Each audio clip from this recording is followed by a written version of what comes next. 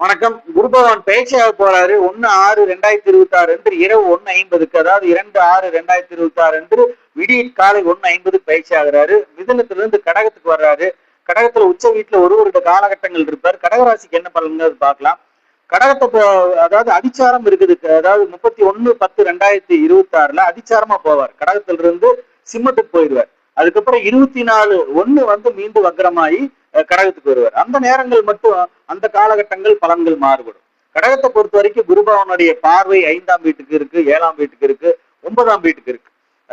பூர்வீகத்தில் இருக்கிற பிரச்சனைகள்லாம் தீரும், வம்பு வழக்குகள் தீரும், குழந்தைகளுடைய கல்வி சிறப்பா இருக்கும். அதே மாதிரி கல்வியில ஒரு முன்னேற்றம் இருக்குது. குழந்தைகள் தேவைகள் பூர்த்தி ஆகும். திருமண வாய்ப்புகள் வந்து பாத்தீங்கன்னா கைகூடும். தடைவட்ட திருமணங்கள்லாம் நடக்கக்கூடிய காலகட்டங்கள். அதே மாதிரி கூட்டு தொழில், நண்பர்களுடைய ஒத்துழைப்பு, புதிய பொருள் வாங்குறது, வீடு வாகனங்கள் இதெல்லாம் ஆல்ட்ரேஷன் செய்யக்கூடிய காலகட்டங்கள், புதிய கடன்கள் வாங்கக்கூடிய காலகட்டமா இருக்குது. அதே மாதிரி பொறுப்புகள், பதவிகள் வர்றது, பதவி உயர்வுகள் வர்றது, ஒரு வேலையில் இடமாற்றம், தொழில ஒரு இடமாற்றம், இதெல்லாம் நடக்கக்கூடிய காலகட்டங்கள். தந்தையாரனுடைய உடல்நிலை வந்து சரியாகக்கூடிய காலகட்டமா இருக்கும். அதே மாதிரி வெளிநாட்டு பயணங்கள், வெளிநாட்டுல வேலை வாய்ப்புகள் கிடைக்கிறது, இதெல்லாம் நடக்கக்கூடிய ஒரு காலகட்டமா இருக்கும்.